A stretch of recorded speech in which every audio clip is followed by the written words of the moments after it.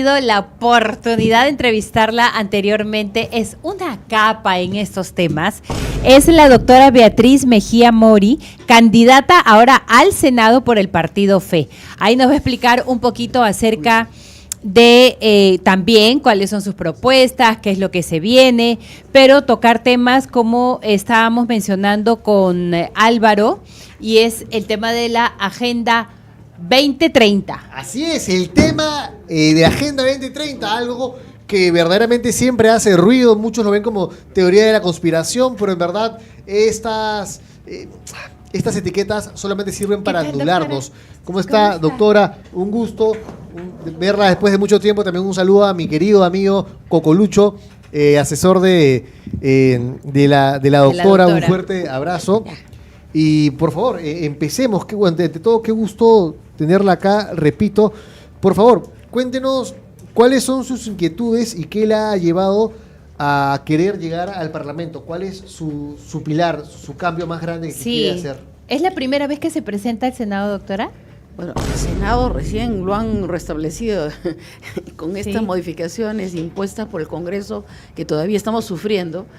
Y justamente han modificado tanto la Constitución y la manera de gobernar el Perú, han cambiado la estructura del Estado peruano con estas modificaciones, de tal manera que se está gobernando desde el Congreso. Entonces, es muy delicado en este momento dejar que gente que no está preparada para legislar, que no está preparada para gobernar, que vaya a seguir gobernándonos.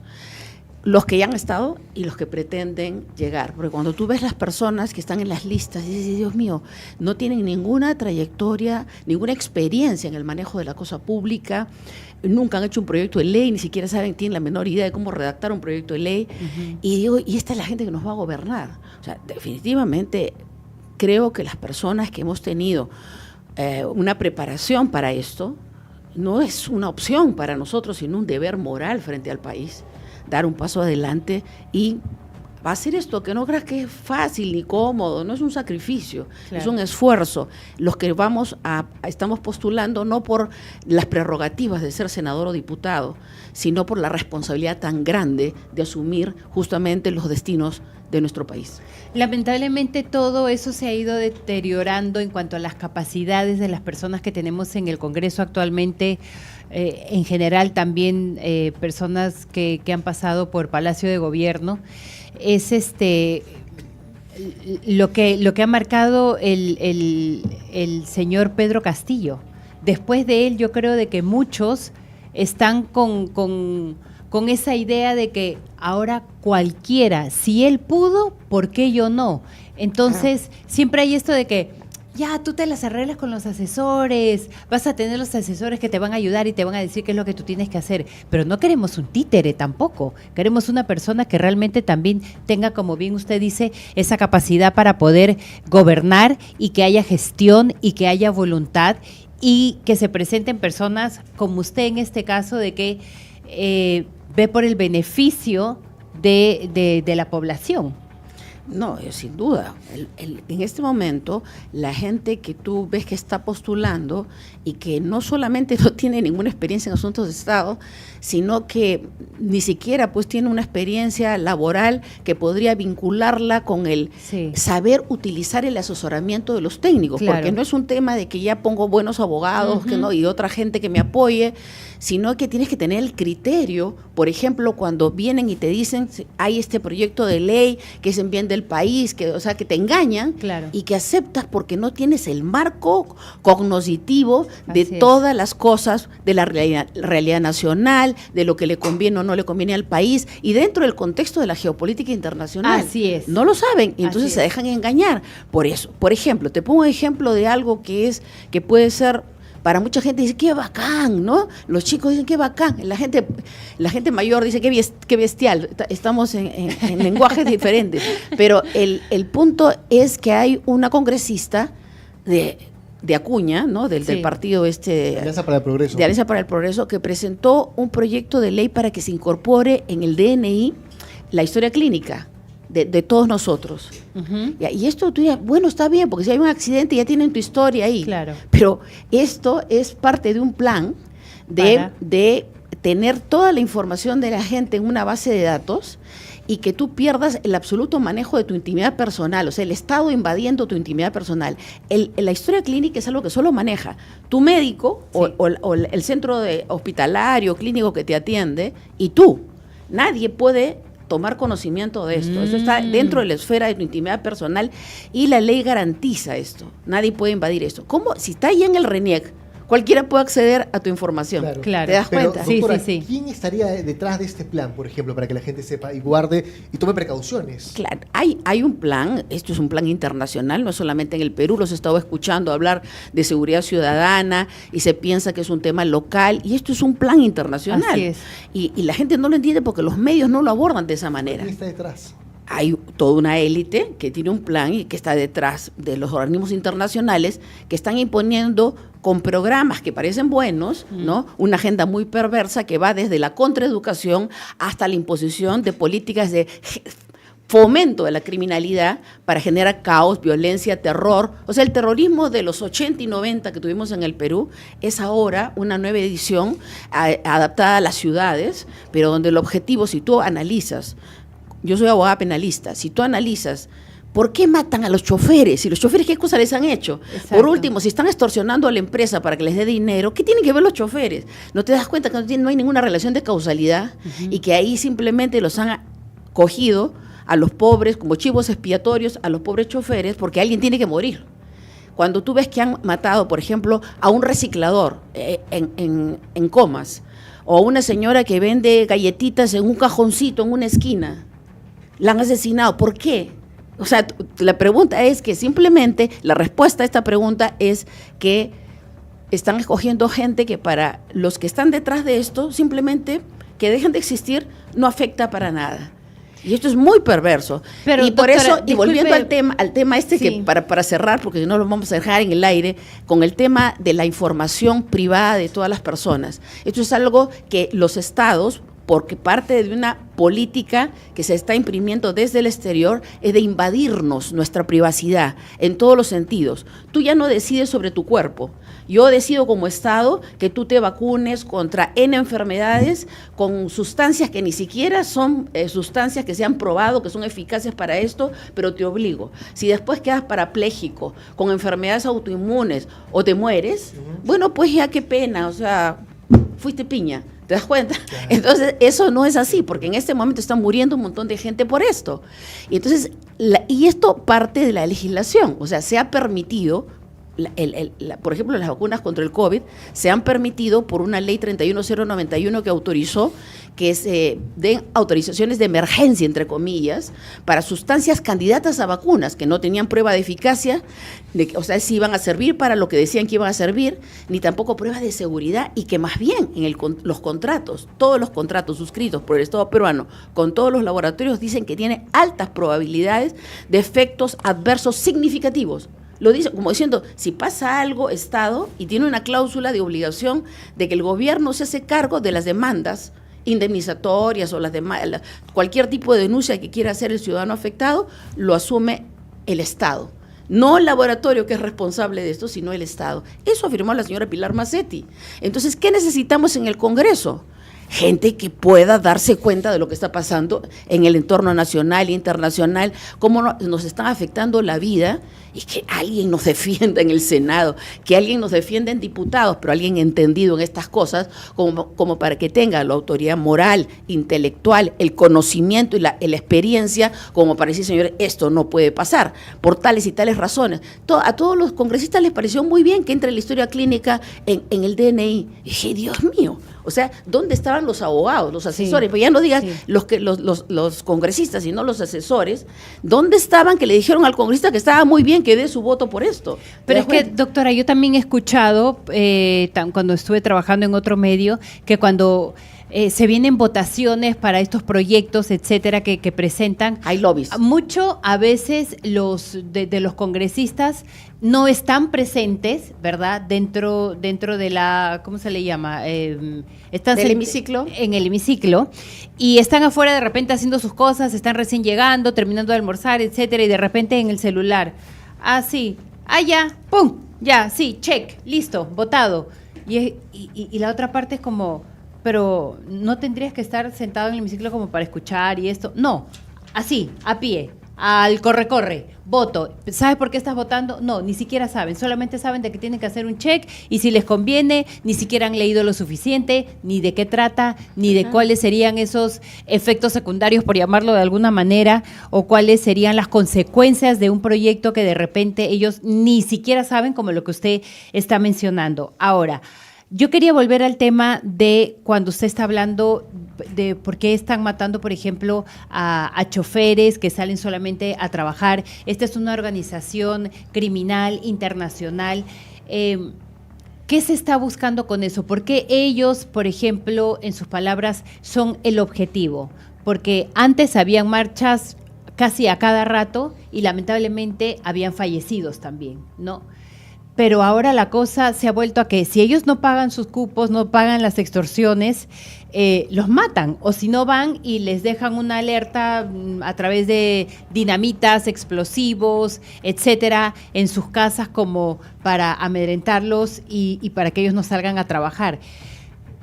¿Usted realmente cree de que hay alguien detrás, o sea, maniobrando todo esto? ¿Cuál sería el objetivo? A ver, si tú haces una veeduría en retrospectiva, o sea, hacia el pasado reciente en el mundo, esto lo están haciendo en diferentes países. Europa la han criminalizado. Sí. O sea, ¿cómo lo han hecho? Promoviendo la migración de poblaciones, no solamente en estado de pobreza que buscan subsistencia en otros países, sino población criminal de determinados países que se han desplazado hacia Europa, Estados Unidos, lo que ha hecho Trump al entrar y tratar de sacar a como de lugar a toda la gente que la consideraba de alta peligrosidad. Claro, justos han pagado por pecadores, porque mucha gente que nada tenía que ver con la delincuencia también la han sacado de los Estados Unidos, pero en el caso de Latinoamérica, el desplazamiento de población venezolana de los centros penitenciarios ha sido muy evidente. Yo he visto un video, cuando esto recién comenzó, y yo me acuerdo, Vizcarra estaba de presidente, y que yo le dije, señor Vizcarra, no firme ese pacto migratorio. ¿Por qué va a firmar ese? Yo había leído el pacto migratorio y me espanté, porque era una cosa que estaba claramente motivada para hacer este fomento de la delincuencia. Nosotros ya teníamos problemas sociales muy, muy graves, ¿no? Ni siquiera se podía cubrir la anemia del 80% de niños de las zonas rurales. ¿Y cómo es posible que se traiga más población extranjera? ¿Quién les va a dar de comer? ¿Quién les va a dar empleo? Sí. O sea, ¿quién va a sostener el sistema de salud de esas personas? O sea, es todo un problema social. Un país que está en las condiciones, o las que estaba en las condiciones, como estaba Perú en el 2018, no podía recibir a nadie. Es como que tú estás en tu casa, no te alcanza el dinero para darle comer a tus 4 hijos y recibes 10 que vienen del extranjero. ¿Quién le va a dar de comer? Pero, por ejemplo, ¿usted cree que la izquierda esté detrás de esto? ¿Sabe por qué luego la pregunta? Porque cuando en su momento Fidel Castro soltó a muchos delincuentes y los llevó a Miami, los famosos Marianitos. Justamente de ahí está inspirada la película Cara Cortada. Y también se sabe que Nicolás Maduro le abrió las puertas de las cárceles a los criminales más ranqueados para que salgan a la región y generen disturbio. ¿Cuál es la finalidad de eso? Yo no creo que solamente sea, oye, vayan a generar caos por caos. Debe haber una misión. No, obvio. Yo les quiero recordar que el terrorismo que se promovió en los 80 y 90 en el Perú, George Soros ha reconocido en una entrevista que le hacen en los Estados Unidos haber financiado a ISIS y haber financiado a Sendero Luminoso. ¿Él? En ¿A Perú. estos? Sí, lo reconoció. Yo Ese es el baita. Yo pensé que en esa pregunta que le estaban haciendo, él iba a decir, bueno, a mí me inventan cualquier cosa, ¿no? Sí. Pero se sonrió y dijo, bueno, porque el entrevistador le dice, señor Soros, usted ha financiado a ISIS, ¿no? Y también ha financiado a Sendero Luminoso. Y yo me quedé así expectando su respuesta. Claro. Y se sonrió y dijo, bueno, cuando se hacen negocios hay que hacer algunas cosas por el sentido, por el objetivo de los negocios. Y yo me quedé espantada. ¿Por qué? Porque reconoció, nunca lo negó, y además, para mí en ese momento encontró lógica. ¿Por qué razón? Porque si ustedes recuerdan, ustedes estaban muy chiquitos en esa época, cuando se genera el tema del terrorismo en el Perú y entra en el 90, por ejemplo, Fujimori. Fujimori entra en el 90 y tiene que aplicar, porque para reinsertar al Perú en el sistema financiero internacional, que Alan García lo había dejado fuera por estar defendiendo la soberanía nacional, él entra y lo que hace es asesorado por un grupo de peruanos vinculados con la banca internacional. Entre ellos estaba Hernando de Soto, estaba el mismo Rafael López Aliaga, que me lo ha dicho él mismo, ¿no? Y otros más. Estaba Fernando Sepúlveda, que era fue viceministro de Economía de Fujimori, y que relata en la web, pueden encontrar su informe de cómo se reinsertó el Perú en el sistema financiero internacional. Bueno, les dan una agenda de lo que tenían que hacer: rematar las empresas públicas, ¿no es cierto? Y entre otras cosas, modificar la Constitución. ¿Para qué? Para poder disponer del territorio peruano, para poder acceder a las empresas del Estado, para que se pueda hacer la imposición de los intereses extranjeros bajo el plan de globalización y disponer de las riquezas del Perú. Entonces, eso que es algo que no es la opinión de Beatriz Mejía, eso es historia del Perú. En este momento, como quieren seguir rematando el Perú, quieren terminar de rematar el Perú y tomar dominio de nuestro territorio, de los recursos naturales que nos quedan, ejemplo, Petroperú y otros más, ¿cómo se llama? Renovación de concesiones que se están ya terminando y quieren que se renueven. Bueno, pues mientras a todos nosotros nos tienen pensando que nos van a tirar o una granada o nos van a agarrar a balazos en un micro, la gente ya no tiene cabeza para pensar en estas cosas. Los medios tienen información que es el muerto aquí, el muerto allá. Yo he contado que son 6 muertos diarios, es el cupo más mínimo que tienen que cumplir. Esto que es un sistema organizado para generar violencia, terror y muerte en el Perú, como lo están haciendo en todos los países, sino que acá han cogido la modalidad de un terrorismo urbano, ¿no? O sea, el mismo terrorismo de los 80 y 90 ahora se ha convertido en el terrorismo bajo el cuento de las extorsiones, ¿no? Y donde las víctimas son personas inocentes que no tienen nada que ver. ¿A quién le beneficia eso? ¿A quién le conviene de que países como el nuestro, por ejemplo, porque ahorita el foco está puesto en nosotros por las próximas elecciones, ¿a quién, con qué finalidad están haciendo todo esto? ¿Qué quieren hacer con nosotros? Porque hay toda una élite, que nosotros la llamamos la élite globalista, la que se reúne en el foro de Davos, sí, la que está detrás de la Agenda 2030, sí, la que ha cooptado los organismos internacionales para poder satisfacer sus expectativas de enriquecimiento, apropiándose de todo lo que quiere apropiarse en las naciones. Y Perú es el país más rico del mundo, tenemos de todos los recursos, y se ha convertido en la nueva Ucrania para la élite. Hay la señora Boluarte, que está tranquila en su casa, yo no sé cómo, pero hay 13 laboratorios de armas biológicas que ha establecido el gobierno de Biden en Perú. ¿Ah, sí? ¿Por qué? Porque Putin y el ejército ruso ha destruido los laboratorios de armas biológicas en Ucrania, por un tema de seguridad para Rusia, ¿no? Y para toda Europa. Sí. O sea, esto, y para el mundo, definitivamente, pero Boluarte, que como es un ejemplo de una gobernante que está totalmente desinformada y que no tiene sentido de nación ni de patria, le pareció bien que los gringos vengan a establecer 13 laboratorios. El primer contingente de militares que vinieron aquí fue para proteger esos laboratorios, para, digamos, guardar toda la etapa de instalación de los laboratorios. Entonces, esto es peligrosísimo para el Perú, porque te imaginas, dicen que un virus que se escapó en Wuhan, ¿no? Generó toda la pandemia. Te imaginas que tenemos 13 laboratorios de armas biológicas en Perú. Acá. ¿Eso está probado? Pero si está declarado, la señora lo ha declarado, es en la prensa. Ustedes pueden buscar, Dina Boluarte o presidenta Boluarte, sí, autoriza el establecimiento de 13 laboratorios, claro, no dice de armas biológicas, dicen 13 laboratorios farmacéuticos, sí, ¿no? En Perú. Eso es noticia. Es impresionante. No, yo personalmente, lo he dicho acá a mi amiga Mari Carmen y nuestro productor Mauricio y amigo Brian, no me van a dejar mentir. Yo siempre he dicho que pareciera que a los políticos les conviene esta tormenta perfecta de la criminalidad. ¿Por qué? Porque las personas... A los izquierdistas en específico... ¿O a todos? No, yo creo que en general a todos, porque también te roban los de derecha. Mira los Jeri, que es de derecha y está en un chifa encapuchado, viendo la compra de 800 cámaras valorizadas en 112 millones de soles. Yo creo que al final también hay delincuentes de derecha y conocemos a muchos. Así es. Pero nada peor que la izquierda. Pero Sí, claro. volviendo al tema, esta tormenta perfecta de la criminalidad le conviene a los políticos. ¿Por qué? Porque las personas no tienen tiempo para investigar al presidente o al ministro o a su regidor municipal porque están pendientes de volver a sus casas con vida. Y eso hace que obviamente nos agarren de tontos y nos sigan robando en nuestras caras. Coincido con usted, es cierto. doctora Beatriz Mejía. Pero me gustaría, por favor, si nos puede ampliar un poco más de información de algo que dijo y me llamó mucho la atención. ¿Por qué George Soros financió a Sendero Luminoso? ¿Qué buscaba él? Porque él actuaba y estaba actuando hasta hace poco, porque creo que ya anunció que se retiró y que su hijo lo está reemplazando en estas cosas, pero él es un poco el vocero y gestor de la élite globalista, que son los 13 hombres más ricos del mundo, las 13 familias más ricas del mundo, que están detrás de controlar la economía de todo el planeta.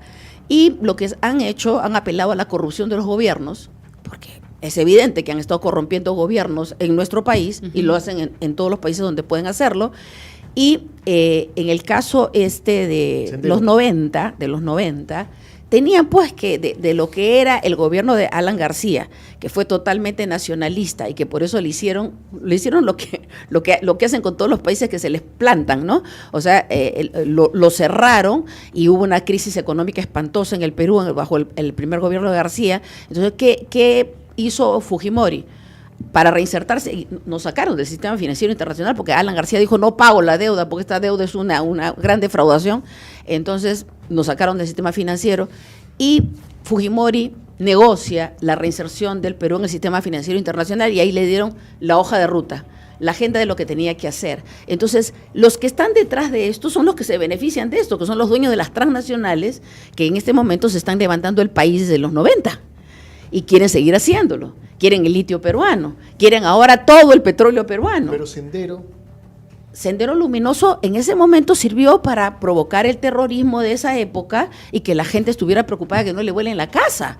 En ese momento la gente no tenía cabeza de que si vendían, yo he visto el contrato, el hotel de Chimbote, ¿no es cierto? El hotel de turistas de Chimbote lo habían vendido, por decirte, en 5,000 soles. O sea, ¿qué es esto? O sea, los vendieron a un precio irrisorio, todas las cosas. Y la gente no estaba detrás de esas cosas. La prensa no estaba detrás de esas cosas porque estaban detrás de las bombas, detrás de quién se moría y de protegerse a sí mismo. Fíjate que volaron el Canal 2, ahí que, Sí.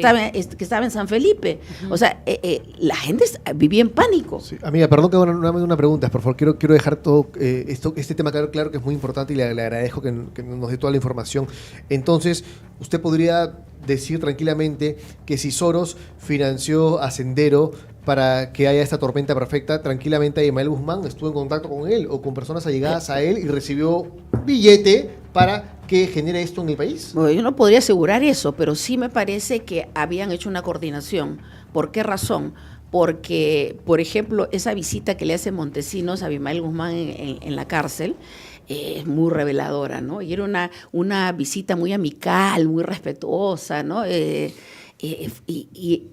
en ese momento yo no entendí por qué esa reunión, pero ya después, cuando Soros reconoce que ha financiado a Sendero Luminoso, digo, claro, no había forma de que ellos se apropien del Perú a partir de los 90 con el gobierno de Fujimori. Sí, estábamos tranquilos y todos estaban en paz y la prensa estaba buscando información a ver qué sacaba en su periódico o en su medio de comunicación. Entonces, son las grandes cortinas de humo. Mi columna en el Diario Expreso del día de ayer, digo esto, ¿no? Cómo es el asesinato que se está promoviendo, o sea, la cortina de asesinatos para rematar al Perú, que se hizo en los 80 y 90, se está haciendo igual ahora. Y yo no me creo el cuento, por ejemplo, de que se está reorganizando Petroperú, cuando lo que están haciendo es segmentar, lo que es separar el hueso de la carne para poder decir, no, el hueso le dejan el hueso, lo que hicieron con Electroperú, lo que han hecho con un montón de empresas del Estado, que dicen que no, el Estado es mal administrador, no se crean esa mentira. es mal administrada una empresa cuando el gobierno de turno nombra a sus parientes, a sus amigos incompetentes que no están preparados para manejar una empresa, se les regala las gerencias, les regala ser directores de estas empresas públicas. Es la corrupción la que genera esta ineficiencia e ineficacia de las empresas públicas, pero las empresas de los estados más eficientes en el mundo son justamente las que en estos momentos quieren comprarse nuestras empresas del estado, simulando que lo están haciendo a través de empresas privadas. O sea, abramos los ojos. Entonces necesitamos al frente de nuestro gobierno, en el poder legislativo, en el poder ejecutivo, en el poder judicial, jueces y fiscales, que vean las cosas como son y que defiendan a nuestra nación. Lamentablemente, pues también son entidades donde también hay mucha ideología de por medio. El Ministerio Público, el Poder Judicial. Aquí teníamos un informe, por ejemplo, del tema de Gorriti, que lo estuvimos hablando antes del programa, y a mí también me parece increíble que, creo que es el Poder Judicial, no sé en qué página lo tengo por aquí, el Poder Judicial blinda a IDL y deja sin efecto la ley APSI, que es la Agencia Peruana de Cooperación Internacional para la ONG de Gorriti. Entonces, sabemos que el señor Gorriti ya tiene sus tentáculos desde hace muchísimo tiempo. Entonces, ¿qué significa esto? La ley APSI regula, supervisa y fiscaliza las organizaciones no gubernamentales, en este caso las ONGs. ¿Y cuál fue el argumento de IDL? Gustavo Gorriti sostuvo que la ley es inconstitucional, afecta el derecho de acceso a la justicia, busca, según ellos, dejar sin defensa legal a víctimas de violaciones de derechos humanos, restringe el trabajo de la sociedad civil. O sea, multen a todas o fiscalicen a todas las ONGs, menos las de él. Y él ya lleva mucho tiempo en esto y está ya enquistado en nuestro sistema. Mira, el Instituto de Defensa Legal ha sido una excelente ONG. Yo recuerdo haber hecho una investigación para el Instituto Interamericano de Derechos Humanos sobre la realidad de la administración de justicia en América Latina y me ocupé del componente de Perú.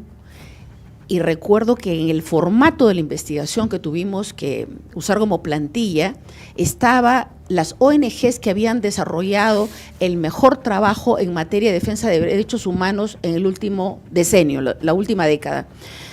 Y una de las ONGs que yo incluí en esta investigación fue el IDL, porque habían hecho un trabajo muy bueno. Era un buen equipo de trabajo y tenían un trabajo honesto, competente, digamos, con mucha vocación. Así como el IDL puse a otras, ¿no? Que eran defensoras de los derechos humanos, Manuela Ramos, Flora Tristán, Sea Paz y otras tantas. Curiosamente, después que este informe lo presenté, porque tuve que ir a Washington a presentarlo, lo sustenté, porque este proyecto lo financió el Banco Mundial, lo sustentamos, fue el BID, el Banco Interamericano de Desarrollo, lo sustentamos y después que se hizo público, al año siguiente, todas estas ONGs resultaron con un tremendo financiamiento. Sí. ¿Ya? De la noche a la mañana, el IDL, desde que había estado en una pequeña casa en Magdalena, pasó a una tremenda casa súper lujosa en San Isidro.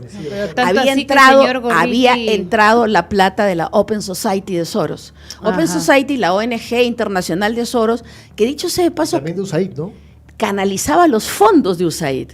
O sea, mira cómo esto era una cosa, era como una tercerización de la cooperación internacional. Yo he sido directora general del Centro de Investigaciones Judiciales de la Corte Suprema y he manejado proyectos de cooperación técnica internacional por 15 años. Entonces, conozco muy bien eso, he trabajado con USAID, con la USAID buena, proyectos por el bien de la justicia de nuestro país. Pero en este caso, fue una cosa que ha sido en la etapa de la perversión de USAID, en que meten fondos a estas ONGs y las convierten, en agentes de corrupción del sistema del Estado peruano. Y lo han hecho en todo el mundo. ¿Por qué? Porque para ejecutar la Agenda 2030, que parece bonita porque sus 17 objetivos líricos son muy bonitos, pero persiguen todo lo contrario. Sí, y la gente dice, ¿pero cómo? Es que esta pues es la metodología de la perversión para promover la destrucción de las naciones por medio de la colaboración de los propios estados y de la propia gente, que dice, no, eso lo hacen por nuestro bien y nos están engañando.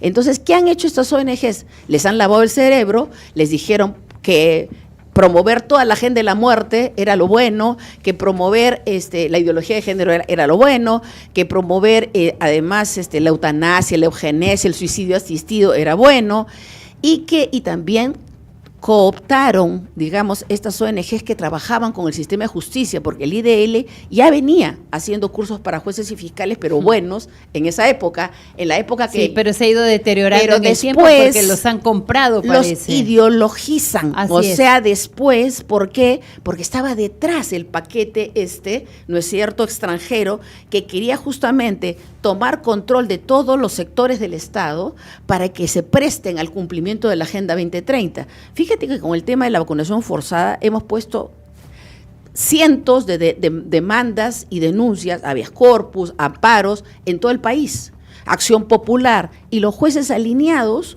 con que el Estado había actuado correctamente, y esto ellos saben que no es así. O sea, ahí se ve claramente que hay un control, no solamente ideológico, sino político, donde ya el ciudadano peruano no tiene un rescoldo de justicia, no tienes a dónde ir para que amparen tus derechos. Exactamente. Entonces es necesario que la gente que se da cuenta de esto y que tiene la formación adecuada como para poder enfrentar esto, que tiene las soluciones, de un paso al frente y deje la comodidad de su oficina, de su trabajo, de lo que está haciendo para poder defender al Perú, para que el Estado peruano vuelva a la cordura de la estructura constitucional que debe tener, para que el Poder Legislativo se ubique en el rol que le corresponde. El Poder Legislativo es una especie de columna vertebral de la garantía de la independencia de los poderes del Estado. No puede ser un agente de avasallamiento de los poderes del Estado, como viene ocurriendo. Eso es lo que hemos venido experimentando durante estos últimos años, doctora. Entonces, ¿qué se va a poder hacer? ¿Qué opina usted, por ejemplo, con el hecho de que Perú todavía siga dentro de la Corte Interamericana de Derechos Humanos? Yo por ahí en algún momento he escuchado de algunos analistas, de algunos políticos también, que dicen de que no, si son tratados internacionales es bastante complejo, porque si nosotros nos retiramos, entonces las otras organizaciones van a ver lo mismo y no nos van a ver con buenos ojos, etcétera, etcétera. Pero ¿qué opina usted basándonos en todo lo que estamos conversando ahora? De todo el sistema internacional, digamos, de los organismos que defienden derechos humanos y otros que garantizan, por ejemplo, la sanción penal, como es la Corte Penal Internacional, creo que la Corte Interamericana de Derechos Humanos, el concepto de este sistema interamericano de protección de derechos humanos es muy bueno.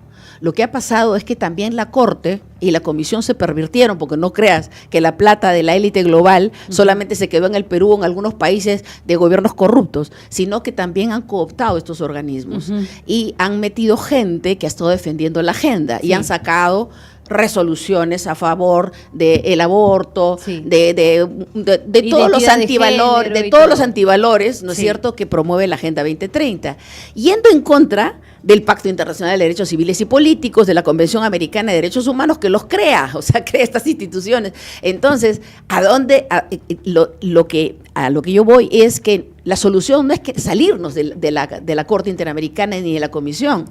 Hay que recordar, porque esto es historia del Perú, que quienes nos ayudaron a los peruanos a volver a la democracia en el año 2000 fue la Comisión Interamericana de Derechos Humanos. Pero con el tiempo se ha ido ideologizando también, porque ahora están velando más por los derechos de los criminales en general que la otra parte, porque ¿cuántos policías tenemos ahora con denuncias? ¿Cuántos militares, incluido mi tío Juan Carlos Moral, que estuvo, que es un héroe chivén de Huántar, estuvo denunciado, y esta Corte Interamericana de Derechos Humanos los trataba como parias a los militares y solamente velaban por los derechos de los terroristas? Entonces eso da mucho que pensar, ¿no, doctora? Acá hay un problema simplemente de cumplimiento de principios. Recuerda que esto es una corte de derecho y aunque analiza los problemas en el contexto social y político, decide bajo presupuestos de derecho penal nacional, porque observa el derecho penal del país que está analizando y también del derecho penal internacional. Entonces, cuando ellos evalúan un caso, dicen, carambas, no siguieron el debido proceso, les anulan el juicio y se acabó. Ahora, yo te digo, a mí me parece una cosa inconcebible que tengan 30 años esta gente procesada, que les anulen el juicio y que les vuelvan a hacer otro juicio. Sí. Eso no tiene justificación. Hay un principio en derecho procesal, penal sobre todo, del plazo razonable. A ti no te pueden tener procesado el resto de la vida porque no encontraron pruebas, porque piensan que acá se equivocaron. O sea, si hay, digamos, un proceso que ya pasa de 10 años y no han podido condenarte, lo van a tener que archivar. Eso se tiene que legislar. No te pueden atormentar a ti. Yo tengo un caso en el cual soy abogada de honorem de un general, que en el tiempo que pasó esto era coronel, que lo metieron gratis.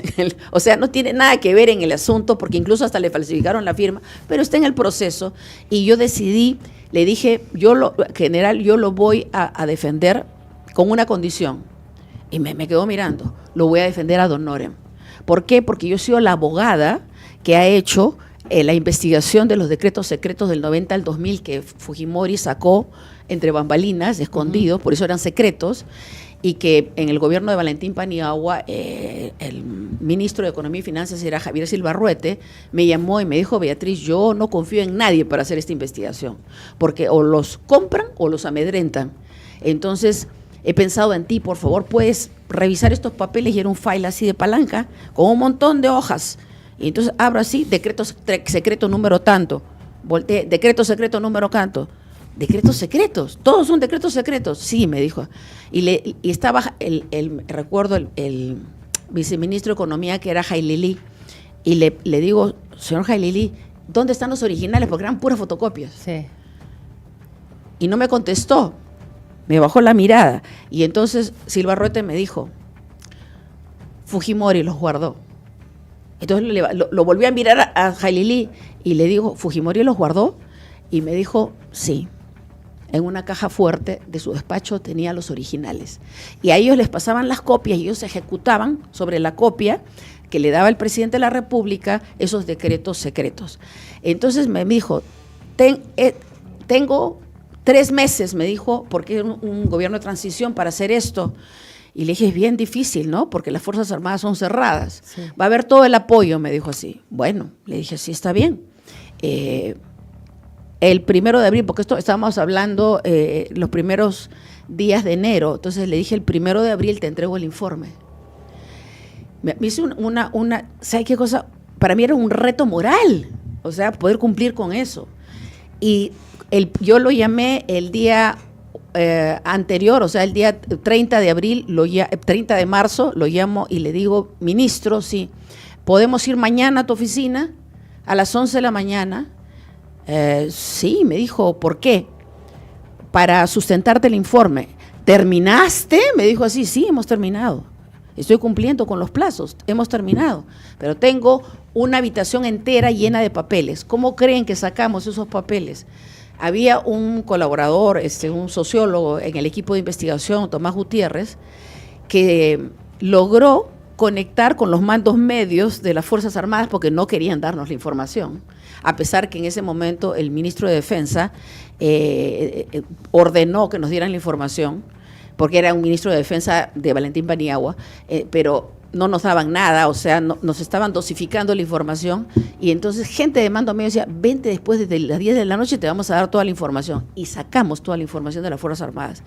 6,000 millones de dólares habían festinado, 4,000 con declaraciones de compras sobrevaluadas, con 3 empresas que tenían la misma dirección en una oficinita, en un departamentito en Miami, y que tercerizaban las compras y las habían sobrevaluado, o sea, ya se habían levantado millones de dólares, y 2,000 millones de dólares no tenían ninguna justificación, simplemente las sacaron del Tesoro Público y no había un solo papel que dijeran que lo emplearon, se los levantaron, 2,000 millones de dólares.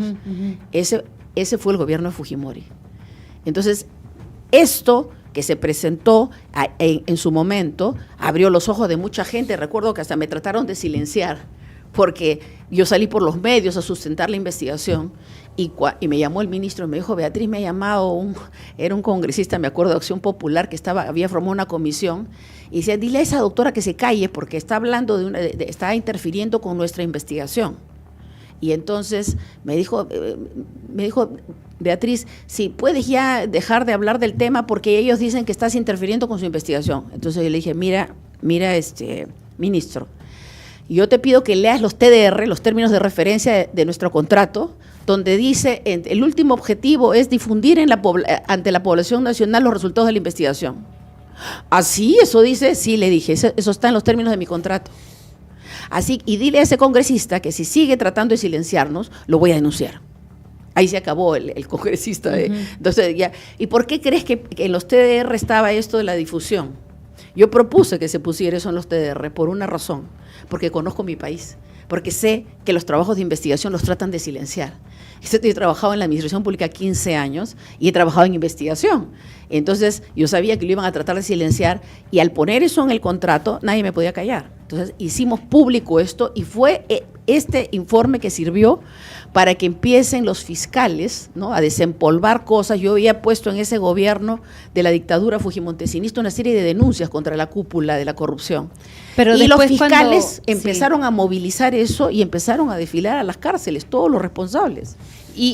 Pero claro, con el tiempo, como le mencionaba anteriormente, se ha venido deteriorando en el tiempo porque cuando entró el señor Paniagua, también apoyados por congresistas como Gino Costa, etcétera, etcétera, no sé si hasta el mismo señor Gorriti, pero en fin, han estado. ¿Cómo es eso de liberar terroristas, por ejemplo? A mí me llamó mucho la atención de que con el tiempo se empezaron a firmar tratados y pactos justo por el tema de los derechos internacionales, etcétera, etcétera, de liberar a terroristas cuando nunca se debió de haber hecho. Entonces, en el camino, nuestra política, nuestros gobiernos han venido en declive. Porque ya no es como dice usted, en aquella época, claro, de repente IDL, ¿no?, comenzó bien, pero después se fue deteriorando de repente por la cantidad de dinero que ellos recibían. Se sabe de muchas informaciones que el señor Gorriti tiene muchas personas que influyen dentro del Ministerio Público, del Poder Judicial, está ideologizado también. Entonces, ¿qué se hace ante todo esto si está tan enquistado? No, sí se puede hacer. O sea, ellos nos han hecho, o sea, me refiero a ellos, a la élite que está detrás. Sí. ¿No? Hay un instituto inglés que se llama Tavistock, donde se hacen los diseños de las políticas psicológicas de manipulación de masas. Ajá. Entonces, este tema de la ideología de género, eso ha salido de Tavistock. O sea, utilizando a gente que ha escrito libros sobre este tema, pero ha sido toda una corriente de manipulación. Es más, tú conversas con los chicos, ¿no?, y los chicos que han escuchado esto en el colegio dicen, esta señora antidiluviana, ortodoxa, chiita, ¿no?, fanática religiosa, está en contra. Y no saben que esto ha pervertido el entendimiento moral de las sociedades del mundo, donde se ha dejado penetrar esto. Claro. Y entonces cuando tú dices, ¿por qué tanta violencia en los hogares? ¿Por qué los chicos así, sin ningún empacho te matan a alguien? Porque no quieres, dame tu celular y te meten 7 balazos. Porque por esto que se ha hecho en las escuelas. O sea, es todo un tema de reingeniería social del bien hacia el mal. O sea, han malignificado las naciones. Y entonces tú dices, ya, pues entonces no hay nada que hacer. No, sí. Ahora nos toca hacer una reingeniería hacia el bien. Por eso es que estamos dando un paso al frente, de ir a cambiar estas cosas. ¿Y cuál, por ejemplo, sería una de sus propuestas de todo lo que estamos hablando? ¿Qué es lo que propone? En principio, porque uno no puede salirse tú vas al Senado, ¿y por qué al Senado? Bueno, por la experiencia que tengo, ¿no? O sea, ¿por qué no postula diputados? No es por la edad, es por la experiencia. Pero le agradecería, por favor, si puedes hacer un hincapié para que la gente entienda la diferencia entre, ¿no?, senador, diputado y por qué efectivamente al Senado. Y bueno, los diputados es la primera fase del Congreso, es una cosa que nos han impuesto este último Congreso, que se querían ellos ascender, terminar este desempeño y ascender a senadores. Yo les sugiero que no voten por esta gente, excepto que ustedes vean pues un congresista que ha sido tan bueno que este sí vale la pena, que debe haber un par por ahí, sí. debe haber, pero excepto eso, Y yo creo que las barbaridades que han aprobado, y hay que revisarle los votos, ¿no? Las barbaridades que han aprobado en el camino los hacen inelegibles para ningún cargo. Pero en diputados, los diputados son los que proponen los proyectos de ley, ¿no es cierto? Senadores revisan estos proyectos de ley, son los que aprueban. Estos finalmente en última instancia se aprueban. Entonces es muy importante ir al Senado porque ahí se va a decidir. Y además el Senado está en sus manos nombrar a los miembros de la Junta Nacional de Justicia, que está decidiendo la composición del Poder Judicial y Ministerio Público. Es un tema delicadísimo para la nación, porque un país sin justicia, ¿no?, es un país sometido a la barbarie del poder político y de la corrupción, como viene sucediendo. Nombra al defensor del pueblo, interviene en esa comisión, pero eso hay que cambiarlo porque se ha convertido en una designación política. También en el caso del Tribunal Constitucional, que es algo que se tiene que cambiar, ese sistema de nombramiento, porque esa designación política donde yo pongo mi magistrado, tú pones tu magistrado, cada partido pone su magistrado, entonces se ha convertido en una mesa de partes del Tribunal del Congreso de la República, ¿no es cierto? Entonces, donde ya todos saben, jajaja, haz lo que sea, porque me voy con mi acción, con mi cuestión competencial al tribunal, y el tribunal me va a dar la razón porque yo lo he hecho juez constitucional. ¿Te das cuenta? Entonces, todo eso está en manos del Senado. O sea, entonces definitivamente es un tema bien delicado, que esto continúe y que sigan entrando gente que no tiene ninguna noción de lo que hay que hacer con el país, ni lo que hay que hacer con el Poder Legislativo. Entonces, lo primero que hay que hacer es reordenar la casa, que el Poder Legislativo asuma la función de veedor del orden constitucional, de hacer cumplir el orden constitucional, no violarlo como han venido a hacerlo, porque algo no les gusta la Constitución y lo han cambiado. Esto de que no podemos hacer eso, ¿por qué? Porque la Constitución lo dice, no hay problema, lo cambiamos. O sea, han cambiado la Constitución como si fuera un manual de club de barrio, ¿no es cierto? Entonces, ¿qué es esto? O sea, para los que nos están escuchando, la Constitución es la ley base que organiza una nación, es como un pacto social que nadie lo puede cambiar así porque sí, y que tiene mecanismos de seguridad para que no se cambie sin la consulta popular debida, sin que la ciudadanía participe en esto. Y sin embargo, nos han modificado casi toda la Constitución, o sea, los hitos más importantes y lo malo que tenía la Constitución del 93 lo han dejado intangible, que es el título económico, para que nos sigan robando y nos sigan rematando el Perú, y vamos a estar cruzados de brazos renegando en nuestras charlas de café con nuestros amigos. No, pues, o sea, tenemos que asumir la responsabilidad de cambiar esto, sobre todo si sabemos cómo hacerlo. El que sabe hacer lo bueno y no lo hace, le es pecado, un pecado bien grave cuando se trata de la integridad, la vida y el futuro de nuestra nación. Los tibios, doctora, por favor, antes de culminar, agradecerle porque haya venido, ha sido un gustazo hablar de todo esto que no se habla con la primera persona que uno encuentra en la esquina, hay que estar muy empapados, usted siempre lo ha estado. Por favor, no sé si nos puede decir cuáles son sus dos principales propuestas, su carta bandera para llegar al Parlamento, por favor. Hacer que el Poder Legislativo vuelva a ser el Poder Legislativo que el Perú necesita, que garantice la independencia de poderes del Estado y los derechos plenos de todos los peruanos, y que se haga, ¿no?, dirigir un trabajo de revisión de todo el sistema legislativo para que haya un orden legal y la gente común, ¿no es cierto?, la ciudadanía sepa qué ley está vigente, qué ley no está vigente, incorporar la enseñanza de estas leyes y del derecho, los derechos fundamentales desde la escuela, desde primaria, en lugar de ideología de género, enseñarles derecho a los niños. No crean que un niño de 6 años no puede aprender derecho, sí aprenden derecho, hasta el 5º de secundaria, incluso en las universidades, así como en estudios generales nos han metido temas que eran de importancia para la formación de un profesional, cualquiera sea la carrera. Hay que poner el tema de derecho para que las personas sepan no solamente defender sus derechos, sino respetar los derechos de los demás. Entonces, esto es bien importante, pero no funciona si tienes un sistema legislativo desordenado, con leyes pro crimen, con leyes pro intereses de grupos de corrupción, convenientes. Así es, leyes que se tienen que derogar y dejar las leyes buenas y emitir las leyes que permitan que los peruanos puedan recuperar el ejercicio pleno de sus libertades, el ejercicio pleno de sus derechos y que puedan tener acceso al desarrollo, que hasta el momento no ha podido el peruano común tener acceso al desarrollo, porque el diseño que está detrás de lo que hemos estado conversando es mantener a las personas en situación de pobreza, deficientemente instruidos, incapaz de darse cuenta de su realidad, para que no puedan salir adelante, para que se queden como están ahora, haciendo minería ilegal o minería informal. ¿Por qué? Porque no se ha preparado a nuestras poblaciones para ser parte del desarrollo. El partido Fe en el Perú justamente preconiza promover un desarrollo con participación popular. Tú sabes que los proyectos de desarrollo más simples pero más efectivos para cada comunidad del país ha partido del esfuerzo de las propias comunidades, con sus propios recursos. ¿Por qué no apoyar con los recursos del Estado a esas comunidades para que hagan el puente que les falta, para que hagan la infraestructura que necesitan, la represa de agua que necesitan? No que están ahí peleando por tener acceso a su agua para que llegue el canal de regadío a su tierrita, y que se la están quitando. O sea, esto no puede continuar. Tenemos que legislar en bien del Perú, y mi gran propuesta es eso, y mi compromiso con la nación. Así como entregué mi vida por ustedes, porque esto no es de ahora, he entregado mi vida por ustedes, a cambio de nada, porque siempre ha sido incondicional mi trabajo por la nación. Pienso ir a defender los derechos de todos los peruanos al Poder Legislativo.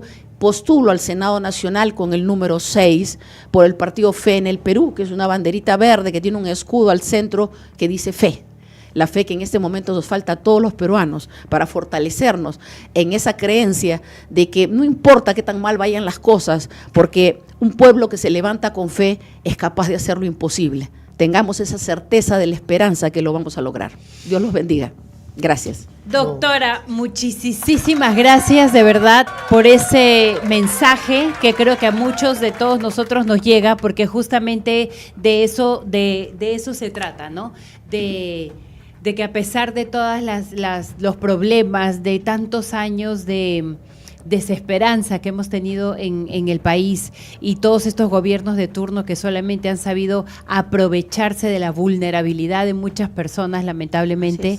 Entonces necesitamos personas con este tipo de propuestas, como usted las está poniendo sobre la mesa, que ya tiene experiencia, y me encanta de que cerremos el programa, porque creo que todavía nos falta una invitada más, pero de que cerremos el programa justamente con ese mensaje de fe, de que dicen de que uno tiene que tener fe en lo que no se ve, pero hay que sentir de que ese cambio se va a dar. Así es que muchísimas gracias por su participación, doctora. Gracias a ustedes. Muchísimas gracias, doctora. Estoy seguro que no va a ser la última vez que le vamos a tener acá. De corazón le deseo lo mejor. La conozco hace mucho tiempo y es una persona que verdaderamente para mí tiene que se multiplique, doctora, como mucha usted, convicción, y está más preparada que cualquiera en el Parlamento. De corazón le deseo lo mejor. Muchas gracias. Y también le mando, mire, para mí los buenos hay que andar entre los buenos. Usted es una persona intachable y conozco a su asesor, es un gran amigo mío, y ya que tenga en su equipo de campaña gente íntegra, me da confianza. Muchas gracias, cuídese. Gracias, muchas Partido gracias. Fe número 6. Número 6 al Senado Nacional. Sí. Al Senado, Gracias, exactamente. Gracias. Muchísimas gracias, doctora Beatriz Mejía Morí. Muy amable de su parte, buen fin de semana. Gracias. Bendiciones, doctora. Y bueno, vamos a continuar con más, porque hoy día sí, el programa lo hemos tenido, pero como que de aquí para allá son muchas cositas que nos gustaría seguir tocando, pero como siempre tenemos que respetar también los tiempos, porque sabemos de que el tiempo, señores, es tirano. Sí, pero vamos a invitar a una amiga de la casa, a Magda Núñez, para que nos hable sobre ProLíderes acá. Hola, Magda. Y nos dé todos los detalles, nos amplíe la información, nos dé el chimichimi. Hola, amigos, ¿cómo están? Qué bueno verlos de vuelta aquí. Y bueno, y gracias por recibirme nuevamente. No, de igual manera. Como Álvaro estaba mencionando, justamente, estamos ya en el proceso de convocatoria de la Escuela de ProLíderes 2026, el programa del 2026. Para los que no conocen, ProLíderes es una escuela que es de el Instituto de la Libertad y Acción para el Desarrollo, es decir, ILAD, ¿no? De donde también sale ILAD Media, algunos como que no saben mucho, se confunden un poquito, pero ILAD Media pertenece al Instituto de ILAD. Y además del área, digamos, la rama de los medios, también tiene la parte institucional, académica y ya desde el 2024 lanzamos una escuela para formar jóvenes de 18 a 30 años para en la defensa de la vida, la familia, la libertad y la propiedad, enseñándoles desde antropología filosófica, filosofía política, derecho, economía y muchos otros temas más que dan una educación complementaria a la que reciben probablemente en diversas carreras que tienen. A la convencional. A la convencional, pero claro, es única, es distinta, es algo que ya las universidades no están enseñando tan a fondo, dependiendo de la carrera, ¿no? Pero entonces ProLíderes nace para poder brindarles esa educación de tal manera que puedan defender estos valores mejor preparados. O sea, ¿no? podemos decir que el futuro político peruano liberal, intachable, se puede formar en ProLíderes. Exactamente. Ahí ¿De van cuántos alumnos estamos hablando? Bueno, de la promoción 2025, estamos justo ya el lunes que viene, se van a graduar más de 80 alumnos de ¡Guau! diversas Son regiones un del país. montón. Sí. ¡Qué bueno! A la primera promoción 2024 fueron más de 60, esta vez ahora son más de 80. Claro. Y son de diversas partes del país porque ProLíderes bueno. es una escuela que se lleva de forma 100% virtual. Entonces, esto quiere decir que si estás estás en Cusco, puedes llevar la clase. Por ejemplo, hay un estudiante que justo me escribió hace unos días confirmándome que va a asistir a la graduación de este lunes. Él es de Cusco. Entonces va a estar presente y van a venir de Puno también. Qué o sea, bacán. sí, Qué de bacán. cualquier parte del Perú uno puede ser parte de ProLíderes. Y Magda, antes de culminar, por favor, ¿quiénes son los profesores, ¿no? Los encargados de brindar los talleres y también para que brindes la información completa para que la gente se inscriba? Listo, bueno, si de profesores hablamos, tenemos a profesores que son PhD, maestrías, doctores, o sea, es de calidad completas a nivel nacional e internacional, como pueden ver también ahí en pantalla, con personas de renombre como Nicolás Márquez, Vanessa Kaiser. Tenemos también a nivel nacional, podríamos decir que Miklos Lukács es a nivel internacional también, Sí, pero claro. él es producto peruano, entonces Miklos también. Eduardo Hernando Nieto, tenemos a Aldo Llanos, diferente Jorge Guillén, que también es profesor en la Mismo ESAC, Diego ¿no? también, ¿no? Acuña. Diego Acuña. Entonces, es una diversidad de profesores que son a nivel nacional e internacional que dictan las clases. Ahora, para darles la información completa y para que se queden aquí clarito cómo pueden ser parte de ProLíderes este año, 2026, estamos abriendo ya convocatoria, como les dije. Las clases van a empezar el 7 de marzo y van a terminar el 18 de julio. Van a ser todos los sábados entre ese rango de fechas de 9 a 10 y media de la mañana, 100% virtual por Zoom. Y si no puedes conectarte en vivo, porque a veces se cruza con clases cuando empieza la universidad o a veces con trabajo, nos ha pasado, siempre hacemos lo mejor que se pueda para facilitarle el deseo de educarse y de formarse a los estudiantes. Entonces, tenemos una plataforma de alumnos donde se suben todas las clases, todas las grabaciones y todos los materiales que nos dan los profesores adicional. Entonces ahí van a poder verlo y en todo caso por ahí pueden marcar que están haciendo un avance para que se pueda contar como asistencia. Y luego para inscribirse solo tienen que entrar a ILAD Media, el Instagram de ILAD Media. Ahí en la parte de enlaces hay un formulario que Ajá, dice donde postulación, pueden ingresar. inscripción a ProLíderes 2026, y ese es el formulario donde van a tener más detalles de cuánto es o cuáles son las modalidades de pago. Ahí mismo van a poder insertar su pago y ya listo, estarían inscritos a ProLíderes 2026. Así que Buenísimo. los invito a ustedes también que Dale. se sumen. Sí, Dale. justo nosotros tenemos programa, así es que nosotros vamos a estar echándole porras desde aquí, de todas maneras, Pero- inscríbanse, ¿verdad? pero- Ingresen a ILAD Media por El Instagram, Instagram, y ahí ajá. van a encontrar Y vamos- el link. Pero vamos a mandar a nuestros chacales para la cobertura del día lunes, por favor. Sí. En la grabación de ProLíderes. como Por tiene que ser. supuesto. Muchas gracias, Magda, una amiga de la casa.